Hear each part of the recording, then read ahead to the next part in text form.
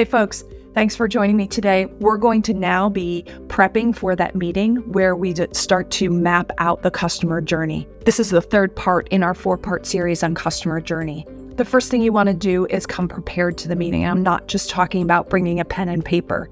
You really want to know what that best lead source is. We talked about that in our last video. So have 5 or 6 different customers who came from that lead source. They could be one lost current customers. Maybe they're only in the MQL stage or SQL stage. So they could be still in the funnel. Once you've picked those 5 accounts, now you're going to assign homework. So you're going to ask everyone who's coming to the meeting to come prepared. You want them to bring every touch point, every email, notes from the phone calls that they potentially have had.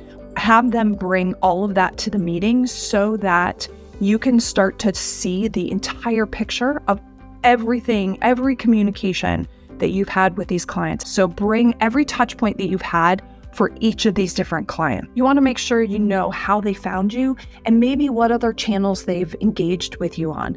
So potentially they found you through social media, but you've also picked up the phone and they've also subscribed to your newsletters. So again, all of those different ways that they've interacted with you on all these different marketing channels. And make sure the team is bringing these examples. So you want to see the emails, you want to see the tweets, you want to see any of the interactions.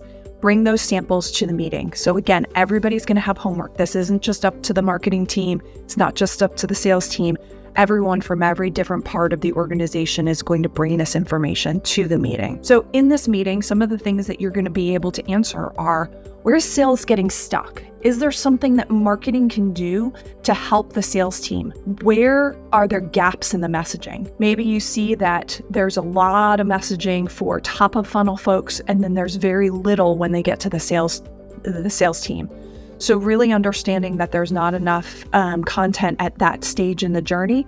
What does that content look like? You can start to brainstorm ideas, get ideas from sales. All of this is going to help you identify campaigns that are going to help move the needle forward. It's also going to allow you to identify the ways that you can improve the entire process for your prospects and leads. Some other questions that you'll be able to answer after this meeting are, what are ways we can engage with our current clients and current customers to increase the number of folks that leave us a good review?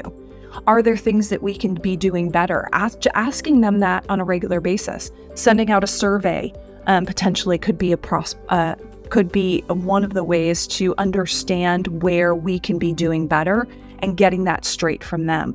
Another thing you can answer is, what are some ways that marketing can support the customer support and customer success teams in turning those customers into advocates? How can we as marketers better support them? What are some programs that we can do? Thank you so much for joining me.